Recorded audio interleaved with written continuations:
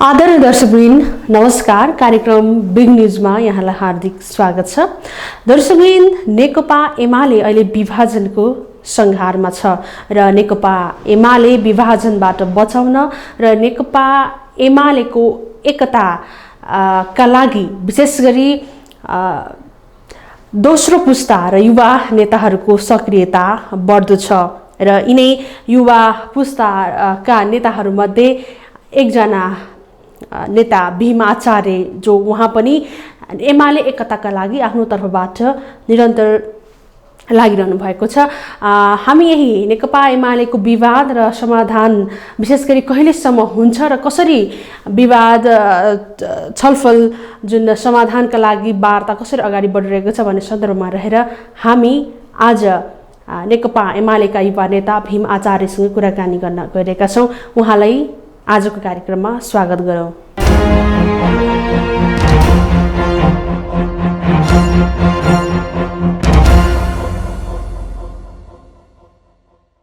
यहाँलाई कार्यक्रममा स्वागत छ। धन्यवाद। नेकपा एमाले भित्रको जुन विवाद छ र पछिल्लो समय चाहिँ छलफल अलि सकारात्मक भएको र सबैले पार्टी चाहिँ फुट्नुहुन्न एक हुनुपर्छ भन्ने छलफल चाहिँ विशेष गरी दोस्रो पुस्ता र युवा नेताहरूमा सक्रियता बढेको भन्ने सुनिन्छ। खास एमाले एकताको प्रयास चाहिँ कहाँ पुगेको छ हामीलाई भन्दैन? खास त नेकपा एमालेको यो एकताको यो प्रयास गर्नुपर्ने ठाउँमा नआउनु पर्ने हो। खास गरी वर्तमान अध्यक्ष कमरेड केपी शर्मा ओलीले यो फागुन 23 को अदालतको निर्णयपछि अलिकति एकपक्षीय खालको कमिटी बोलाएर एकपक्षीय खालका निर्णय गर्दै अगाडि बढेको सन्दर्भमा मोटामोटी झन्डै पार्टी विभाजनको अवस्थामा पुगेको थियो। अब अर्को पक्षले पनि राष्ट्रिय भेला गरेर समानान्तर कमिटीहरू देशभरि बनाउँदै जाने खालको जुन एक्सर्साइज भयो, त्यसपछि सिङ्गो पार्टी दुई फ्याक होला कि भन्ने एउटा खतरा पैदा भएको थियो र नेपालको सन्दर्भमा देशको प्रमुख राजनीतिक पार्टी भएको नाताले र वामपन्थी पार्टी प्रगतिशील पार्टी भएको नाताले यो पार्टीको विभाजनले अरू धेरै पराकम्पहरू, अरू राजनीतिक दल, अरू विभिन्न सामाजिक क्रियाकलापमा धेरै राजनीतिक पराकम्पहरू उत्पन्न हुने निश्चितै जस्तो थियो। फलस्वरूप यसभित्रका विवादको कारणले यो जनता समाजवादी पार्टी पनि मूलतः विभाजनको अवस्थामा पुग्यो।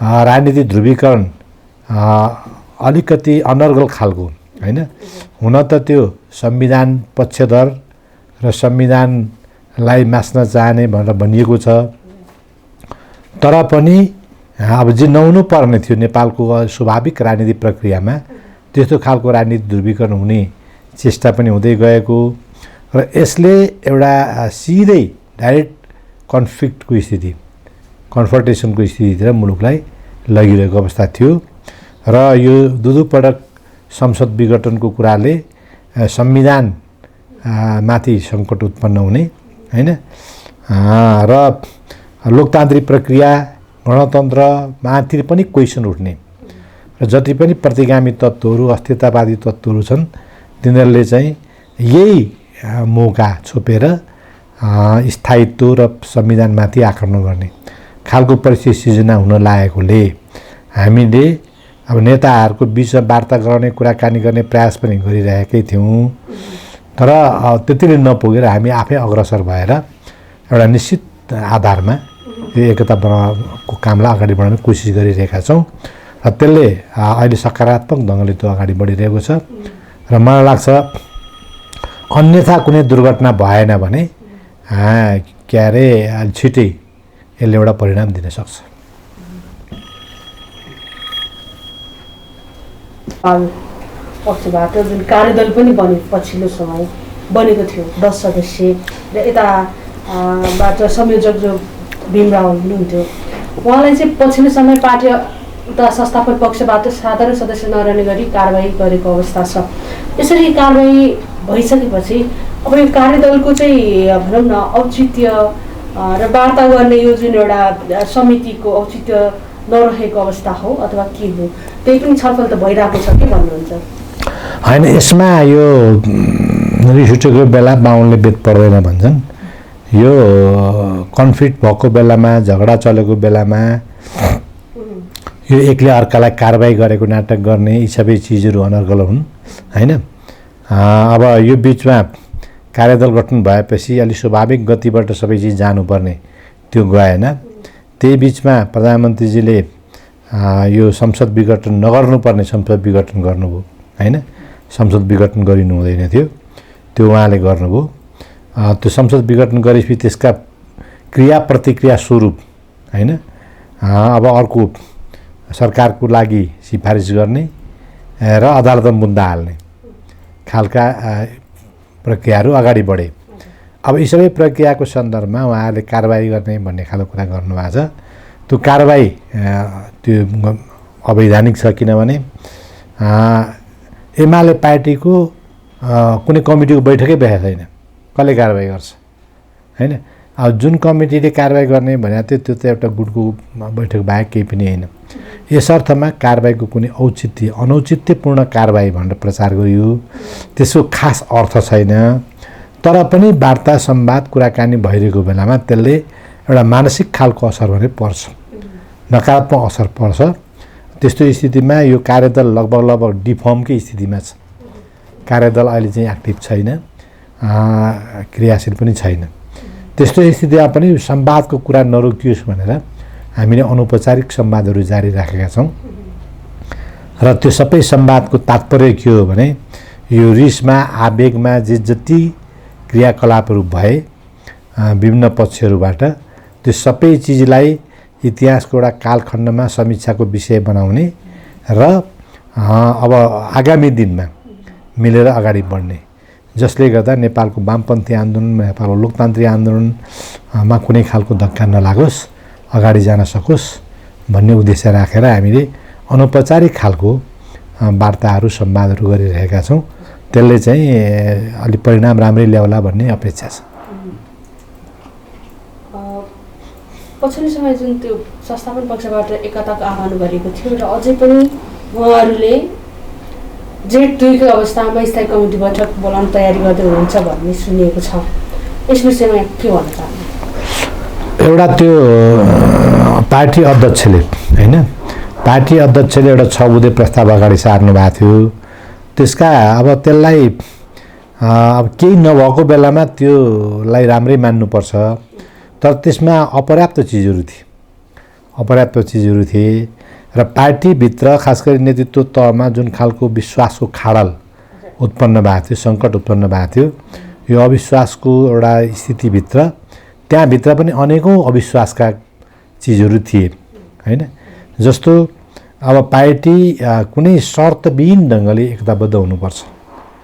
पार्टी चाहिँ के भने महाधिवेशनमा चुनिएको केन्द्रीय कमिटी र त्यो केन्द्रीय कमिटीलाई एमालेको केन्द्रीय कमिटी हो भन्न, त्यसको बैठक बनाउन अरू कुनै खालका शर्तको आवश्यकता छैन। त्यो महाधिवेशन छानिएको केन्द्रीय कमिटी हो नि त। त्यही केन्द्रीय कमिटी बैठक बोलाउन चाहिँ के भने अदालतको मुद्दा फिर्ता गर्नुपर्छ या यहाँ गर्नुपर्छ त्यहाँ गर्नुपर्छ भन्ने अन्यथा खालका, या पछाडि आएका थपिएका मान्छेहरू पनि त्यही भित्र पर्छन् भन्ने व्याख्या हुने खालका कुराहरू चाहिँ जुन त्यसमा छन्, त्यो चाहिँ अब त्यो अलिकति सुधार्नुपर्ने आवश्यकता छ। त्यसलाई सुधार्नुपर्ने आवश्यकता छ र हामीले उहाँहरूलाई भनेका पनि छौँ अलिकति यसलाई सुधारेर यो प्रस्तावहरू तयार गरियो भने र सहमतिमा, संवादमा, वार्तामा तयार गरियो भने सबैलाई मान्ने हुन्छ। एकपक्षीय ढङ्गले ल्याइएका कुराहरूमा अब यो अविश्वासको बेलामा त्यस्ता कुराले समाधान गर्न सक्दैन। पहिलो कुरा यो। दोस्रो कुरा, अब त्यसको बावजुद पनि अब कमसेकम संवाद वार्ता अगाडि बढ्यो हैन। पार्टीलाई 2 गते जेठको केन्द्रीय कमिटीलाई मानेर अगाडि बढाउँछु भन्ने ठाउँमा अध्यक्ष आउनुभयो हैन। त्यस पछाडि अब त्यो कमसेकम प्रस्ताव अगाडि सार्ने स्थिति बन्यो। अब त्यो प्रस्ताव पहिला आन्तरिक ढङ्गले छलफल गरेर सार्वजनिक भएको भए राम्रो हुन्थ्यो। त्यो छलफल बिनै सार्वजनिक गरिनुको अर्थ अलिकति एकताको अफेन्स देखाउने मात्रै हो कि भन्ने आशंकाले पनि त्यहाँ घर गर्ने नै भयो हैन। त्यसका केही नेगेटिभ पक्षहरू थिए, ती नेगेटिभ पक्षहरू, तर त्यसका बावजुद त्यसले एउटा संवादलाई अगाडि बढाएको छ, र त्यो अगाडि बढ्ने क्रममा अब मैले पनि विभिन्न मिडिया मार्फत तुरुन्तै बैठक बोलाउने रे भन्ने हल्ला सुनिरहेको छु। तर त्यसरी त्यो एकपक्षीय ढङ्गले त्यसरी बैठक बोलाउने कुराले के भने बाहिर देखावटी रूपमा फलानाले एकताको पहल गरेको थियो भन्ने देखाउनको लागि मात्रै त्यस्तो गर्नु उचित हुँदैन। साँच्चै एकताको पहल गर्ने हो भने बसेर एक दुई राउन्ड कुराकानी गरेर अब कुन कुन बुँदा कसरी कसरी अगाडि सार्ने भन्ने एउटा अन्डरस्ट्यान्डिङ गरेर अनि बैठकमा जाँदाखेरि त्यसले सार्थकता पाउँछ भन्ने मलाई लाग्छ। जस्तो यसै बिचमा यो प्रदेश को गतिविधिहरू पनि देखियो पछिल्लो समय, प्रदेशबाट पनि एकता पहलको प्रयास, त्यो खालको सन्देश सुदूरपश्चिम लुम्बिनी गण्डकी प्रदेशहरूमा जुन गतिविधि भइरहेछ, यसले चाहिँ पार्टी विभाजन अथवा चाहिँ पार्टीको चाहिँ एउटा भनौँ न एउटा अवस्था चाहिँ छर्लङ्ग बनाएको छैन के देख्नुहुन्छ यहाँले प्रदेशलाई मूल्याङ्कन गरेर हेर्नुहुँदा चाहिँ? होइन, प्रदेशमा पनि हरेक ठाउँमा विभिन्न खालका विवादहरू अगाडि बढिरहेका थिए। एउटा कुरा चाहिँ के भने हामीले दुईटा कम्युनिस्ट पार्टी एकताबद्ध गरेर नेपाल कम्युनिस्ट पार्टी बनाइसकेपछि त्यो स्थितिलाई कायम राख्न सक्नु पर्थ्यो हैन। त्यो पार्टी हामीले चाहिँ अगाडि बढाउन सक्नु पर्थ्यो। अब हामी तर्फबाटै कतिपय साथीभाइहरूले अनेकौं खालका कुराहरू गरेर त्यो पार्टी टुटफुट गराउने, अदालतको अन्यथा निर्णय गराउने कुरामा पहल भयो भन्ने सुन्छु। त्यसो हुनु दुर्भाग्यपूर्ण कुरा हो हैन। वामपन्थी आन्दोलन त्यसले धक्का नै दिएछ। तथापि अब देशभरि नै हामीले झन्डै 2/3 यो सङ्घमा बहुमत र 6 प्रदेशमा सरकार, किन दुईटा कम्युनिस्ट पार्टीहरू मिलेर बनेको नेकपाले बनाएको अवस्था थियो। तर अब त्यो चाहिँ दुईटा पार्टीले दुईतिर फोडिदिइसकेपछि अब त्यसले स्वतः नै विभिन्न प्रदेशहरूमा विवाद ल्याउने नै भयो। त्यो हाम्रो कामको परिणाम हो त्यो हैन। हाम्रो कामको परिणाम हो, त्यसले ल्याउने नै भयो। त्यसले गर्दा गण्डकीको सरकार अल्पमतमा पर्यो, त्यो गिरिनिसक्यो। लुम्बिनीको सरकार अल्पमतमा परेको छ, त्यहाँ तिक्दम सिक्दम यताउति के चल्दै होलान् हैन। अब यता कर्णालीको सरकार पनि झन्डै झन्डै त्यही खालको अवस्थामा छ। अब सुदूरपश्चिमको सरकार अहिलेसम्म एकजुट छ। त्यो पनि अब नेकपा एमाले एकजुट हुने हो भने त्यसका छिटा त्यसो पर्न सक्छन्। र 3 नम्बर र 1 नम्बर भनौँ बागमतीको अहिले र 1 नम्बरको चाहिँ सरकारहरू एकल पार्टीको बहुमत त्यतिखेर भएको हुनाले त्यो आफ्नो ठाउँमा छ। तर त्यही पार्टीभित्र जुन विवाद उत्पन्न भएको थियो त्यसले अलिकति त्यो असहिष्णुता बढ्दै गएको भए त्यहाँ पनि सरकार अप्ठ्यारोमा पर्थ्यो हैन। त्यस्तो स्थिति थियो। त्यस्तो अवस्थामा हामीले यो सबै जुन वामपन्थी आन्दोलन कम्युनिस्ट आन्दोलनमाथि जनताले त्यति विशाल मतले जिम्मेवारी दिएका थिए, यो हाम्रो नेतृत्वले त्यो वहन गर्न सकेन, त्यो बोक्न सकेन है। र वैकल्पिक खालको कुनै कार्यक्रम प्रोग्रामिङ पनि देखिएन। त्यसकारणले मैले के भन्ने गरेको छु भने अब हाम्रो पटक पटक टेस्ट भएर आउनुभएका पहिलो पुस्ताका नेताहरू है, जस्तो प्रधानमन्त्री पार्टी अध्यक्ष केपी शर्मा ओली हुनुहुन्छ। अब उहाँ क्रान्तिको लागि धेरै त्याग गरेर आउनुभएको नेता हो। उहाँहरूको नेतृत्वमा अब माधव नेपाल हुनुहुन्छ, 15 वर्ष पार्टीको नेतृत्व गर्नुभएको। झलनाथ खनाल हुन्छ, 11-12 वर्षसम्म पार्टीको नेतृत्व गर्नुभएको हैन। अब त्यस्तै वरिष्ठ नेता वामदेव गौतम हुनुहुन्छ, वरिष्ठ नेता अमृत बोहरा हुनुहुन्छ। अब यस्तो साथीहरू हुनुहुन्छ। उहाँहरूले हिजो पञ्चायतको विरुद्धमा, प्रतिक्रियावादी सत्ताको विरुद्धमा क्रान्तिमा धेरै ठुलो भूमिका खेल्नुभयो, त्याग गर्नुभयो, सङ्घर्ष गर्नुभयो र त्यसमा उहाँहरू सफल पनि हुनुभयो। हामीले परिवर्तन ल्यायौँ। तर जब परिवर्तन पछिको व्यवस्थापन हुन्छ, परिवर्तन पछिको व्यवस्थापनमा चाहिँ के भने त्यो सफलता देख्न सकिएन। पटक पटक हामी असफल भएका छौँ। नेपालको राजनीतिक अवस्था हेर्दाखेरि 7 सालमा त्यत्रो क्रान्ति भयो, तर त्यस पछाडिको व्यवस्थापन गर्न नसक्दा त्यतिखेर विश्वेश्वर प्रसाद कोइराला प्रमुख नेताको रूपमा हुनुहुन्थ्यो। काङ्ग्रेस कम्युनिस्ट मिलेर लोकतन्त्र जोगाउन खोजेको भए 17 सालको काण्ड गर्दैन थियो है। उहाँले कम्युनिस्टलाई शत्रु देख्नुभयो, राजासित मित्रता कायम गर्ने नीति लिनुभयो। फलस्वरूप के भन्दाखेरि अब 17 सालको काण्ड घट्यो र त्यो परिवर्तन चाहिँ कायम रहन सकेन। 46 सालमा हामीले त्यत्रो ठुलो जनआन्दोलन गऱ्यौँ, बहुदल आयो, पञ्चायत ढल्यो। तर तत्पश्चात जति क्रियाकलापहरू हामीले देख्यौँ हैन, अनेकौं विकृति विसङ्गति खालका कुराहरू, हामीले त्यो परिवर्तनलाई व्यवस्थापन गर्न सकेनौँ। फलस्वरूप राजा ज्ञानेन्द्रको कुवा आयो र फेरि 62-63 अर्को जनक्रान्ति हामीले गऱ्यौँ 62-63 र तत्पश्चात पनि हामीले जुन संविधान बनाएपछि अब जे जस्तो राज्य सत्ता र परिवर्तनका पक्षहरूलाई हामीले व्यवस्थापन गर्न सक्नु पर्थ्यो त्यो हुन सकेन। जनताले कम्युनिस्ट पार्टीहरूलाई धेरै ठुलो जिम्मेवारी दिए हैन, तर त्यसलाई हामीले बोक्न सकेनौँ, त्यसलाई व्यवस्थापन गर्न सकेनौँ। त्यसो भएको हुनाले क्रान्तिको काममा सफल भएको, क्रान्ति पश्चातका व्यवस्थापन काममा चाहिँ सफलताको देखाउन नसकेको हाम्रो पुरानो पुस्ताका नेताहरूले बिदा लिनुस् हैन र पुस्तान्तरण गरौँ, नेतृत्व अर्को पुस्तालाई हस्तान्तरण गरौँ हैन। अब त्यसमा को भन्ने प्रश्न पनि धेरै साथीहरू त्यो आफै स्वत सहमतिबाट या प्रतिस्पर्धाबाट निस्किन्छ। तर नीति हामीले के बनाउनु पर्ने, पुस्तान्तरण गर्नुपर्छ भन्ने बनाउनुपर्छ। त्यसो भयो भने हामीले एउटा नयाँ नेतृत्वका साथ चिजलाई अगाडि लान सक्छौँ र जे गर्न सकिएन त्यसलाई नयाँ ढङ्गले गर्न सक्छौँ भन्ने लाग्छ। यो 2075 जेठ 2 एकताको बटम लाइन भन्ने कुरा छ। यो जेठ 2 र जेठ 3 मा चाहिँ तात्विक एउटा अन्तर चाहिँ के छ, खास कुरा चाहिँ के हो भन्नु? होइन, त्यो त यस्तो छ, जेठ 3 भनेको नेकपाको कमिटी हो, नेपाल कम्युनिस्ट पार्टी, दुईटा पार्टी एक भएपछि को केन्द्रीय कमिटी लगायत कुराहरू त्यसमा गणना हुने भयो। तर एमाले भने चाहिँ जेठ 2 हो। जेठ 2 सम्म हाम्रो नेकपा एमाले थियो, जेठ 3 मा हामी नेकपा भयौँ हैन। अब जेठ 3 भनेर अस्ति अध्यक्ष र प्रधानमन्त्री केपी शर्मा ओलीले ल्याउनु भएको छ हैन। त्यो भनेको चाहिँ अरू पार्टीबाट आएर मिसिएको समेतलाई उहाँले काउन्ट गर्न खोज्नु भएको छ। खास गरी माओवादी केन्द्रबाट आउनुभएका कतिपय साथीहरूको सन्दर्भलाई त्यहाँ उहाँले मिसाउन खोज्नु भएको होला। तर त्यो आफैमा विधानसम्मत हुँदैन। विधानसम्मत किन हुँदैन भने अदालतले नेकपा एमाले र नेपाल माओवादी केन्द्रलाई फुटाइदिइसकेपछि अब जे जस्तो त्यहाँ निर्णय गर्नुपर्छ या नयाँ कुनै समझदारी गर्नु पर्यो, नयाँ केही निर्णय गर्नु पर्यो, मान लो कुनै पार्टीबाट कोही सिनियर साथीहरू आउनु भएकोलाई व्यवस्थापन गर्नु पर्यो या अरू केही केन्द्रीय सदस्य थप्नु पर्यो, कमिटीमा अरू नयाँ व्यवस्थापन गर्नु पर्यो भने त्यो त नेकपा एमालेको केन्द्रीय कमिटीबाट निर्णय हुनु पर्थ्यो हैन, अनि मात्रै त्यो वैधानिक हुन्छ।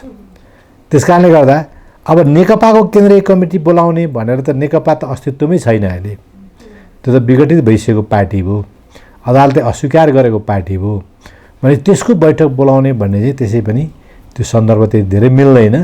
त्यसैले जेठ 2 को नेकपा एमालेको स्थायी कमिटीको बैठक बोलाउने, त्यसमा कतिपय सिनियर साथीहरू छुट्नु भएको छ, हिजोदेखि केन्द्रमा बसेका या अरू जिम्मेवारी लिइरहेका अहिले चाहिँ जिम्मेवारीमा छुट्नु भएको छ भने उहाँको व्यवस्थापन पनि गर्न सकिने भयो होइन। कतिपय अन्य पार्टीबाट आउनुभएको कोही सिनियर साथीहरू योगदान बलिदान गरेर आउनुभएको आन्दोलनमा छ भने उहाँहरूलाई पनि के व्यवस्थापन गरौँ भने 3 दिने छलफल गरेर निर्णय गर्न सकिने भयो होइन। तर प्रक्रिया चाहिँ मिलाउनु पर्यो, त्यो जेठ 2 गतेको स्थायी कमिटीको बैठकले मिलाउनुपर्छ। जेठ 2 मा जानलाई खास प्रधानमन्त्री पार्टी अध्यक्ष हुनुहुन्छ केपी शर्मा ओली, उहाँलाई खास के बाधा छ अथवा के देखिन्छ यहाँले चाहिँ? होइन, बाधा खास म त केही पनि देख्दिनँ होइन। तर त्यो अब कहिलेकाहीँ के भन्छ भने अब मान्छेलाई दिमागले समस्या उत्पन्न गरिदिन्छ क्या, आशंकाले समस्या उत्पन्न गरिदिन्छ। अलिकति उहाँको स्वभाव के छ भने अलिक छलफल गर्ने, बहस गर्ने, छलफलबाट निष्कर्ष निकाल्ने खालको छैन। त्यसो भएपछि अब के आशंका होला उहाँलाई, तर त्यो आशंका मान्नुपर्ने कुरा किन जरुरी छैन भने आन्दोलन मुभमेन्ट बिगार्ने यहाँ कोही पनि मान्छे लाग्दैन हैन। छलफल गरेर सहमतिका साथै सबै हामी जान तयारै छौँ। जे राम्रो गर्नुपर्ने हो त्योबाट हामी पछि हट्दैनौँ, नराम्रो हामी कोही पनि गर्दैनौँ। कसैप्रति पनि आग्रह पूर्वाग्रह राखेर मिटिङ बैठक गरिने छैन। त्यसो भएको हुनाले आशंका गर्नुपर्ने या त्यसबाट पर जानुपर्ने म त कारण देख्दिनँ। तर उहाँको दिमागमा के लागेको छ थाहा छैन हैन। अब त्यो उहाँलाई लागेको होला कि अब माओवादी केन्द्रलाई आएको साथीहरू अलपत्र पो पर्ने हुन् कि उनको व्यवस्थापन नहुने हो कि भन्ने लागेको छ भने त्यो पनि हामी एउटा औचित्य र कारणसहित त्यसको औचित्य अब जोसुकै सबैलाई माथि लाने भन्ने कुरा उठ्दैन, किन हिजो उहाँहरू कहाँ हुनुहुन्थ्यो, के हुनुहुन्थ्यो, सबै चिज ख्याल गरेर औचित्य र कारण र त्यस्तै अरू औचित्य र कारण भएका साथीभाइहरू कहीँ छन् भने उनीहरू सबैको व्यवस्थापन गर्न चाहिँ त्यो कमिटी तयारै हुन्छ।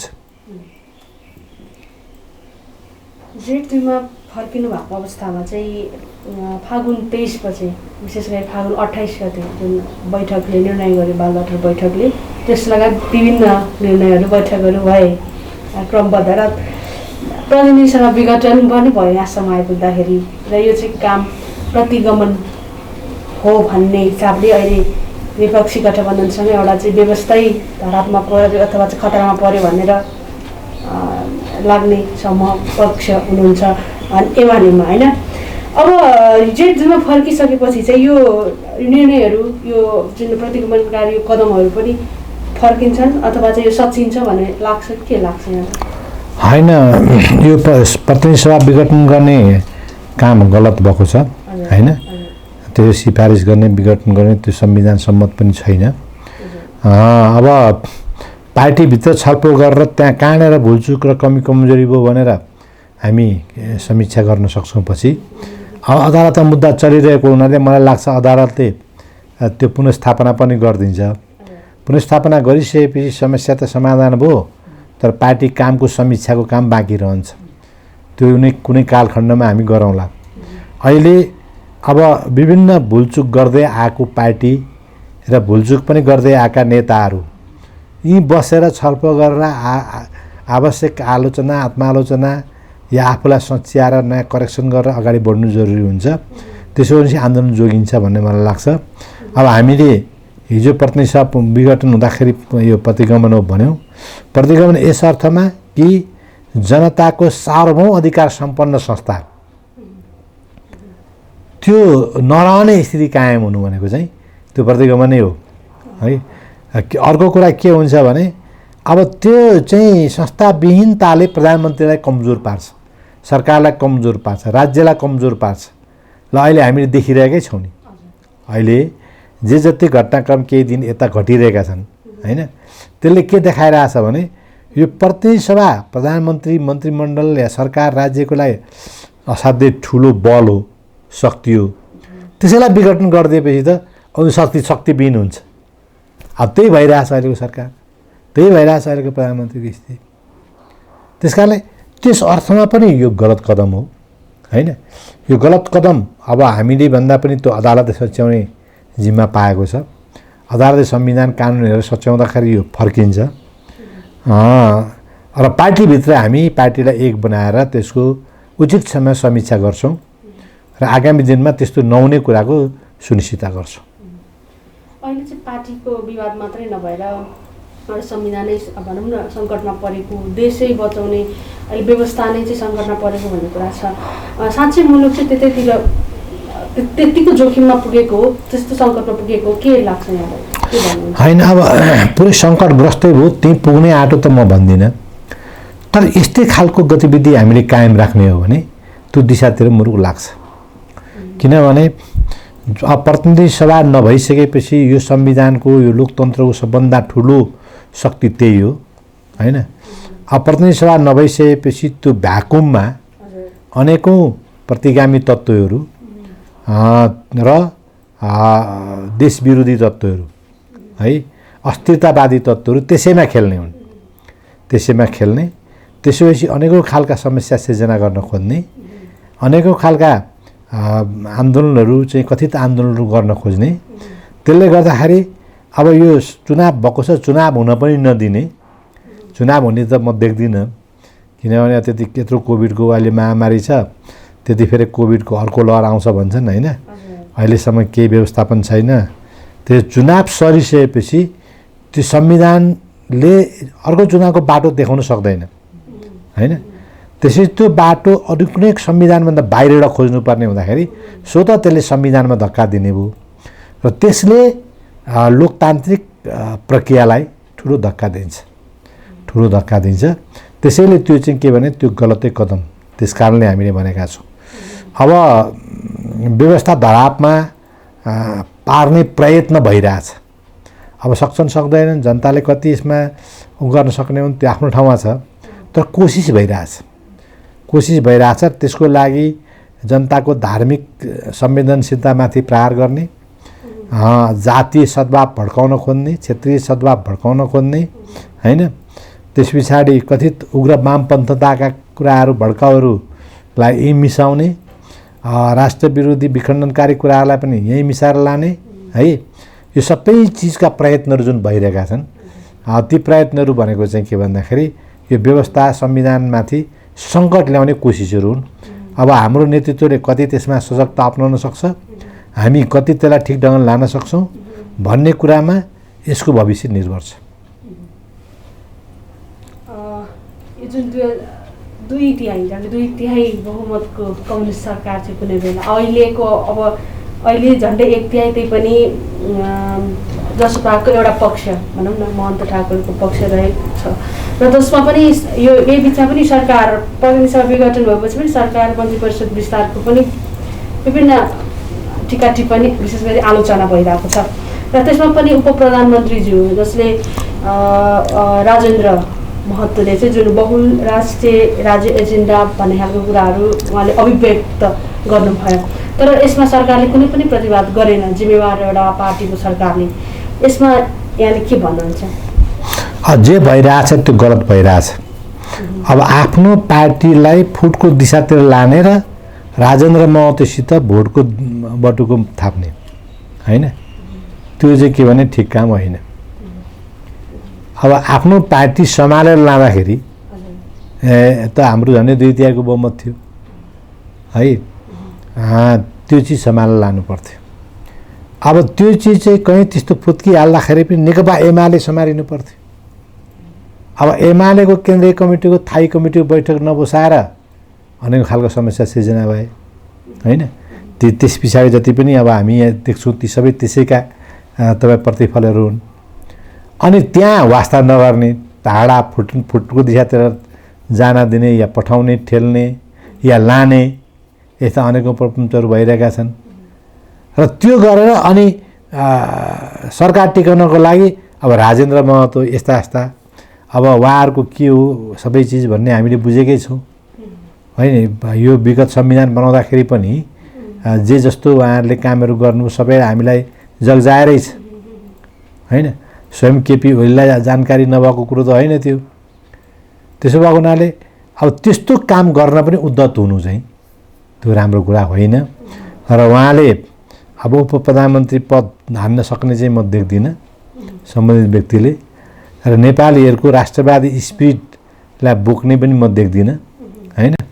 अब त्यसमा जुन खालको पुनर्गठन भयो त्यो आफैमा आश्चर्यजनक छ, जुन बेलामा भयो त्यो पनि आश्चर्यजनकै छ।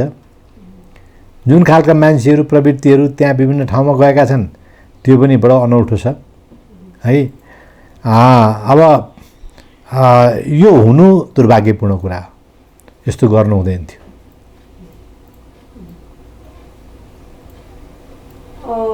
यसै सन्दर्भमा जुन नागरिकता अध्यादेशको मूल मुद्दा लिएर चाहिँ जसपाको जुन त्यो एक महन्त ठाकुर पक्ष जानुभएको थियो, यससँगले चाहिँ अब विदेशी भनौँ न छलखेल बढ्यो भन्ने खालको भयो। हाम्रा 5 जना पूर्व प्रधानमन्त्रीज्यूहरूको हस्ताक्षरसहित विज्ञप्ति जारी भयो।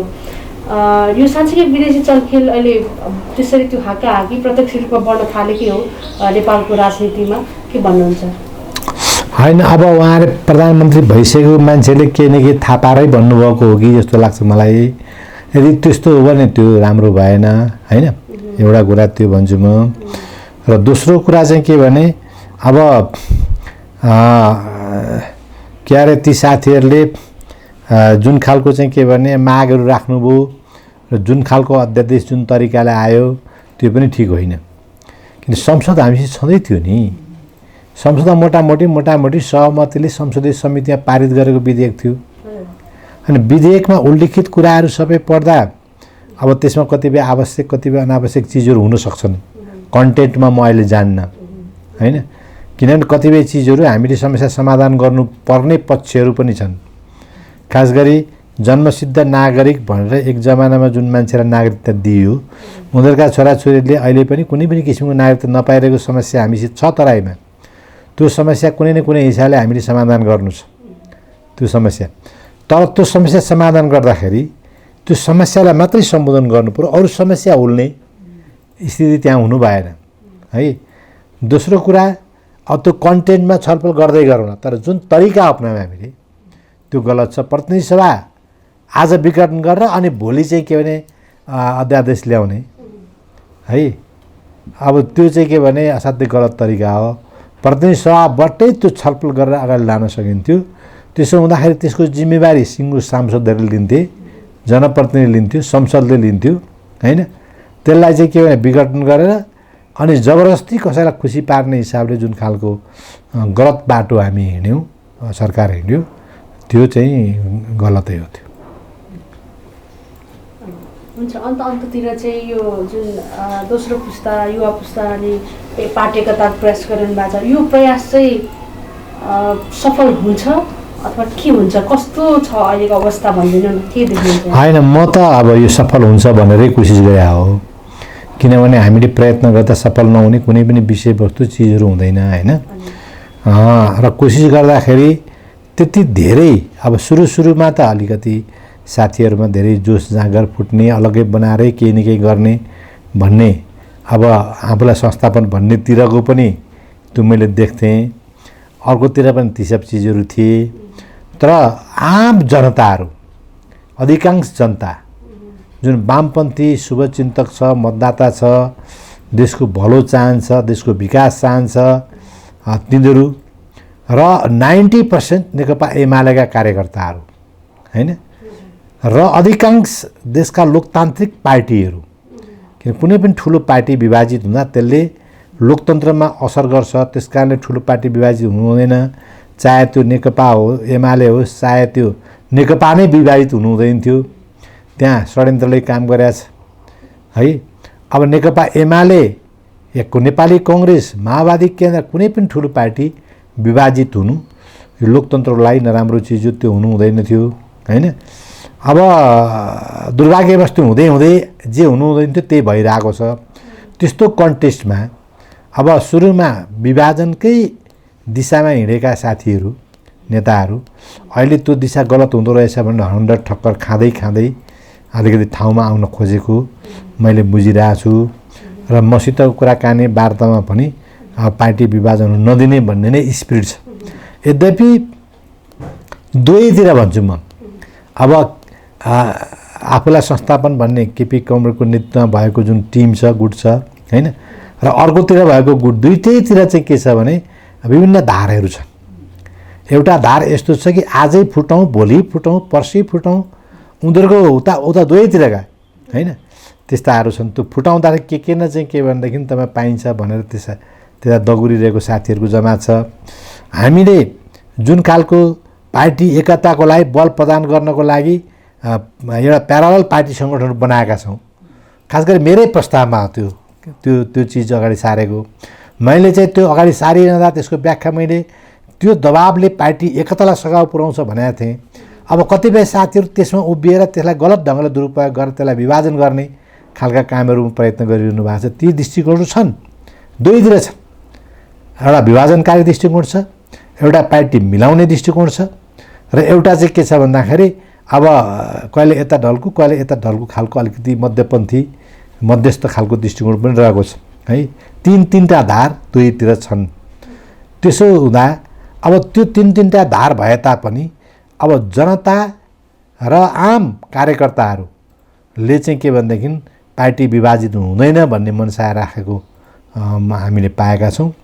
त्यसो भएको उनीहरूको मनसाय, उनीहरूको शुभेच्छालाई ध्यानमा राखेर हामीले एकताको पहलहरू गरेका छौँ।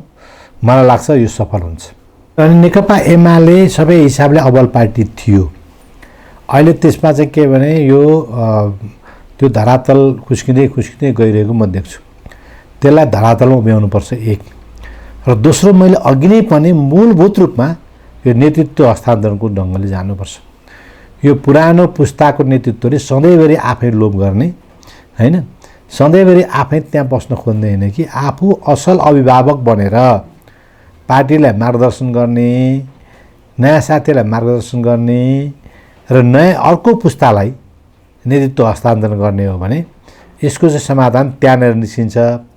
किनभने हामी गणतन्त्र भनेका छौँ, सबैतिर गणतन्त्र छ, मान्छेहरू नेतृत्व सरकारमा फेरिन्छ, अर्को चाहिँ जनप्रतिनिधिमा फेरिन्छ, प्रदेशमा फेरिन्छ, स्थानीय तहमा फेरिन्छ। तर पार्टीमा चाहिँ कुनै एउटा व्यक्ति एकपटक पदमा पुग्ने आजीवन त्यो भइरहने भने त्यो त एक किसिमको राजतन्त्रात्मक व्यवस्था भयो नि, राजतन्त्र जस्तो भयो क्या।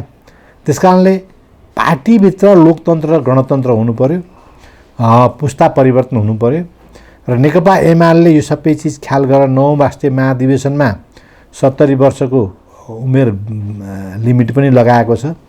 त्यसलाई कडाइका साथ पालन गर्ने र पहिलो पुस्ताका नेताहरूले बिदा लिने र अरूले पनि अब त्यो एज बार समेत ध्यान राख्दै क्रमशः चाहिँ के भने नेतृत्व रिफ्रेसमेन्ट हुने, नयाँ नयाँ हिसाबले चाहिँ अगाडि बढ्ने कुरा भयो भने यी समस्याहरू हल गरेर अगाडि जान सकिन्छ। अनि हामी कहाँ चुक्यौँ भने खास गरी निकै लामो समयदेखि हामीले राजनीति, सैद्धान्तिक, वैचारिक कार्य अभियान सञ्चालन गर्न सकेका छैनौँ। त्यो राजनीतिक वैचारिक दृष्टिकोणमा त्यो जगमा सिङ्गो कार्यकर्ता जनतालाई उभ्याउन सकेका छैनौँ, जसले गर्दा सारा स्वार्थ केन्द्रित भएर अगाडि बढिरहेका छन्। स्वार्थलाई केन्द्रमा राखेर जब काम सबैले गर्छन् भने चाहे मूल नेतृत्व चाहे त्योभन्दा तल, त्यसले अपेक्षित परिणाम दिन सक्दैन। र नेकपा एमाले अघि तपाईँले भन्नुभयो जस्तो एउटा सुदृढ सङ्गठन भएको सबल पार्टी हो, नेपालमा सबैभन्दा हरेक हिसाबले अब्बल पार्टी हो त्यो, होइन? अहिले थियो, तर पछिल्लो कालमा धेरै लामो समयदेखि राजनीतिक, सैद्धान्तिक, वैचारिक काम गर्न नसक्ने र जोडजाड आदि इत्यादि खालका मात्रै कुराहरू गरिएको हुनाले सङ्गठनात्मक ढङ्गले पनि राम्रो प्रसिद्ध गर्न नसक्ने, पार्टीलाई रूपान्तरित गर्ने हिसाबले शुद्धिकरण र सुदृढीकरण पनि हामीले गर्न धेरै लामो समयदेखि छोड्यौँ। फलस्वरूप के हो भने यसका चाहिँ धेरै जुन चाहिँ के भने सबल पक्षहरू थिए ती पक्षहरूमा अलिकति ओझेल परेको छ, छाया परेको छ। त्यो चिजलाई अगाडि उजागर गरेर ल्याउनुपर्छ। दोष त प्रमुख नेतृत्वकै हुने भयो, होइन? प्रमुख नेतृत्व गर्ने नेताहरूले चाहिँ राजनीति, सैद्धान्तिक कमान्ड गर्न सक्नु पऱ्यो, भिजन चाहियो। र भिजन पनि हामीसित कस्तो भने संविधान बनायौँ, सरकार बनायौँ, तर त्यो देशलाई कहाँ लाने भन्ने खोइ समृद्ध विकास भन्ने मात्रै हुन्छ। के क्षेत्रमा कसरी समृद्धि, कसरी विकास, त्यसमा हाम्रो चाहिँ अर्थतन्त्रको स्थिति के हो, त्यसको अरू नीतिहरू के हुन्, होइन? अर्थतन्त्र पुँजीवादी हो कि यो चाहिँ के भनेदेखि मिश्रित हो कि या चाहिँ के भने समाजवादी हो कि समाजवाद उन्मुख हो कि समाज उन्मुख भने के हो भन्ने स्पष्ट भिजन र दृष्टिकोणको पनि अभाव छ। र अरू पुस्ताले दिएको कुरालाई मान्दा पनि मान्दैन साथीभाइहरूले।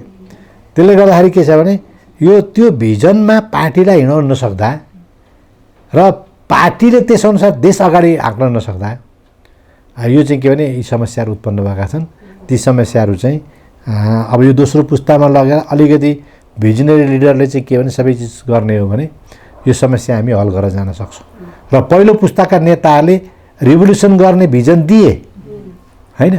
रेभोल्युसन पनि हामीले गऱ्यौँ, तर रेभोल्युसन पश्चातको व्यवस्थापन गर्ने भिजन चाहिँ राम्रो ढङ्गले आउन सकेन।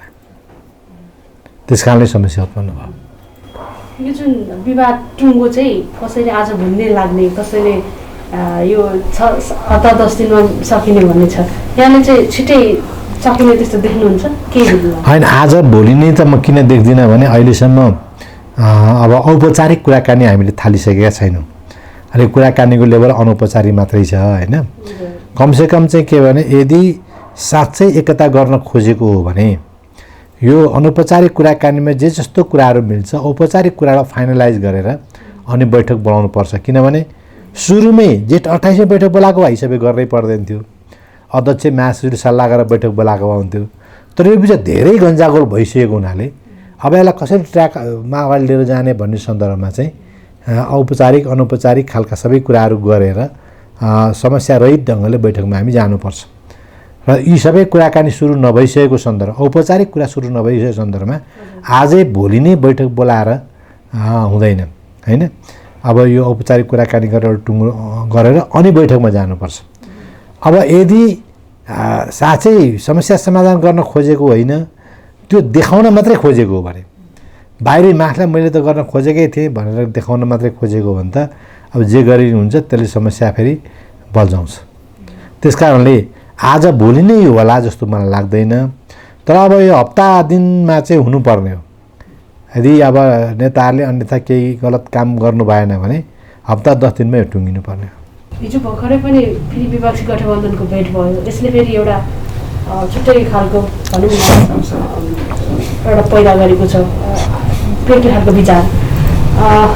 त्यसमा के भन्न चाहनुहुन्छ? जस्तो विपक्षी गठबन्धनको भेटघाट निरन्तर रहिरह्यो नि, एकताको प्रयास हुँदै गर्दाखेरि पनि होइन, यो अब भेटघाट कुराकानी त नेताहरूको बिचमा हुनु अनौठो कुरा होइन। अब जता जे जस्तो भए पनि भइरहन सक्छ। तर पार्टी एकता अगाडि बढिरहेको सन्दर्भमा अब हामी देशको सिङ्गो लोकतन्त्रलाई कसरी अगाडि बढाउने, संविधानको रक्षा गरेर कसरी अगाडि बढ्ने भन्ने सन्दर्भमा त जसले जोसित जहाँ पनि कुरा गर्न सकिने भयो। तर अर्को खालको कुनै मोर्चाबन्दी गर्ने हिसाबले त्यस्तो गर्नु उचित हुँदैन। अर्को मोर्चाबन्दी गर्ने अरू जरुरी छैन, किन पार्टी हामी एक बनाउँछौँ। त्यो एक भएको पार्टीले नै यी सबै विषयहरूलाई चाहिँ विभिन्न दलहरूसित लोकतन्त्रको लागि सँगै लडेर आएका पार्टीहरूसित कुराकानी गरेर समझदारी गरेर अगाडि बढाउन सक्छ। यसमा चाहिँ के भने अहिले हाम्रा उत्पन्न भएका राजनीतिक र जुन सङ्गठनात्मक र वैचारिक समस्याहरू छन् त्यसको हामी समीक्षा गर्छौँ हैन। समीक्षा गरेर ती समस्याहरू चाहिँ नआउने हिसाबले कसरी अगाडि बढ्न सकिन्छ भनेर हाम्रो बाटो तय गर्छौँ। अब नेतृत्वको सन्दर्भमा मैले त केही दिनदेखि यो चिज उठाइ नै रहेको छु कि यो पुस्तान्तरण गर्नु पर्यो भनेर हैन। यो चिज पनि व्यापक रूपले त्यहाँ छलफल हुन्छ, आवश्यक निर्णय महाधिवेशनले लिन्छ हैन। त्यसो हुँदाखेरि अब हामीले त्यो मैले भनेको कुराहरू गरेर जान सक्यो भने एक किसिमको समस्या समाधान हुन्छ। र अर्को आउने कोही नेताले पनि फेरि सदाबहार चाहिँ नेतृत्वमा बसिरहने होइन। अलि सफल नेता भयो भने 2 टर्म जाला, अब भएन भने 1 टर्ममा चेन्ज हुनु होला। किन 2 टर्मभन्दा बढी केन्द्रीय कमिटीको प्रमुख नेतृत्व चाहिँ रहनु हुँदैन हैन। त्यो चाहिँ सिस्टम हामीले गर्नुपर्छ। त्यसो भयो भने रिफ्रेसमेन्ट भइरहन्छ र अलिकति केही नयाँ चिज गर्नको लागि नयाँ जाँगर, नयाँ उत्साह, नेतृत्वमा र नयाँ कार्यकर्ता पनि आउँछ, नयाँपन पनि हुन्छ हैन। त्यसो भएको हुनाले त्यो महाधिवेशनले विगतका कामको समीक्षा र आगामी मार्ग प्रशस्त गर्ने, बाटो देखाउने, नेतृत्वको सन्दर्भमा केही रिफ्रेसमेन्ट गर्ने चिजहरू चाहिँ अगाडि बढाउँछ भन्ने म अपेक्षा राख्छु। यदि पार्टी विभाजन भयो अथवा भएन भने यहाँको चाहिँ भनौँ न यहाँले चाहिँ के गर्नुहुन्छ? यहाँको आफ्नो चाहिँ के छ? होइन, म चाहिँ 9 राष्ट्रिय महाधिवेशनबाट माधव नेपाल अध्यक्ष रहेको टिमबाट उठेर चुनाव जितेको हो। अहिलेसम्म म त्यहीँ बसेर सरसल्लाह गरेर अगाडि बढिरहेको अवस्था छ हैन। अब पार्टी विभाजन चाहिँ अहिले म त्यो कल्पना गर्दिनँ। अब विभाजन यदि केपी ओलीले गर्नुभयो भने त्यसको म विपक्षमा हुन्छु, विभाजन माधव नेपालले गर्नु भने म त्यसको विपक्षमा हुन्छु हैन। र म विभाजनको विपक्षमा हुन्छु। त्यसकारणले गर्दा यो पार्टी विभाजन त्यति सजिलो कुरा होइन। हाम्रो व्यक्तिगत कुनै लाभ प्रतिष्ठासित यसलाई जोडेर जानु हुँदैन। देश जनता वामपन्थी आन्दोलनको भविष्यसित जोड्नुपर्छ। एकचोटि हामी नराम्ररी चुक्यौँ भने नराम्ररी यो आन्दोलन धराशयी पनि हुनसक्छ। पश्चिम बङ्गालमा तपाईँहरू हेर्नुहोस्, झन्डै 30 वर्ष चाहिँ सत्ता सञ्चालन गरेको कम्युनिस्ट पार्टीले अस्ति भर्खरको चुनावमा 1 सिट पनि जितेन, पुरै बढारियो। कसरी त्यो ठाउँमा पुग्यो त्यो पार्टी? रिफ्रेसमेन्ट नहुँदाखेरि हो। अहिले पनि त्यहाँ सारा बुढा चाहिँ नेताहरूले सबै ओगटे छन्। नयाँ चिज दिन्छन्, नयाँ चिज दिन्छन्, नयाँ बाटो देखाउँछन्, नयाँ जाँगर दिन्छन्, नयाँ सङ्गठन दिन्छन्। अनि त्यसै कब्जा गरे भएका छन् त मान्छे धेरै परिवर्तन भइसक्यो, धेरै नयाँ चिज खोजिरहेछ। अनि कसरी त्यो जनताको परिवर्तनको स्पिडसित त्यो म्याचै गर्न सकेन लिडरसिप, त्यसले गर्दा त आउटडेटेड भयो हैन। त्यसैले हाम्रो यहाँ यति सशक्त वामपन्थी आन्दोलन एकचोटि विभाजनले धेरै ठुलो निराशा र समस्या उत्पन्न हुन्छ। अनि लिडरसिप म्याच गर्न नसक्ने बित्तिकै त्यो ठाउँ पनि हामी पुग्न सक्छौँ। त्यसकारण त्यो गम्भीर परिस्थितिलाई ध्यानमा राखेर पार्टी विभाजनको विपक्षमा हामी उभिएका छौँ।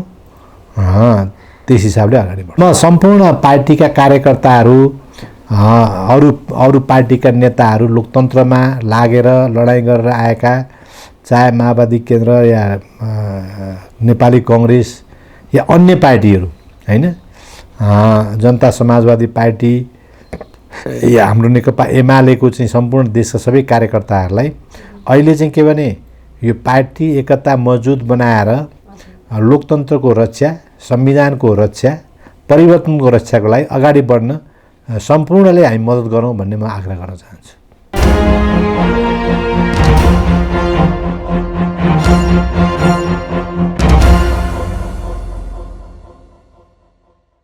दर्शकबिन, आजको बिग न्युजमा हामीले नेकपा एमालेको विवाद का सम्बन्धमा रहेर विशेष गरी एमाले विवाद समाधानका लागि औपचारिक र अनौपचारिक विभिन्न भेटवार्ता र छलफल कसरी अगाडि बढिरहेका छन् र कहिलेसम्म यो विवाद टुङ्गोमा पुग्न सक्छ र यससँगै देशमा जुन उत्पन्न भएको राजनीतिक र संवैधानिक सङ्कट छ यसले कहिलेसम्म निकास पाउन सक्छन् र विशेष गरी नेकपा एमाले विवाद र का लागि विवाद समाधानका लागि एमालेका पहिलो पुस्ताका नेताहरूले के गर्न सक्छन् र दोस्रो पुस्ता र युवा पुस्ताले के गर्न सक्छन् भन्ने सन्दर्भमा रहेर हामीले नेकपा एमालेका युवा नेता भीम आचार्यसँग कुराकानी गऱ्यौँ। यस्तै प्रस्तुतिका साथ यहाँहरूसँग हामी पुनः कार्यक्रम बिग न्युजमा प्रस्तुत हुनेछौँ नै। आजको लागि भने क्यामेरा पर्सन ध्रुव अधिकारी सहित म सपना थामीलाई बिदा दिनुहोस्। नमस्कार।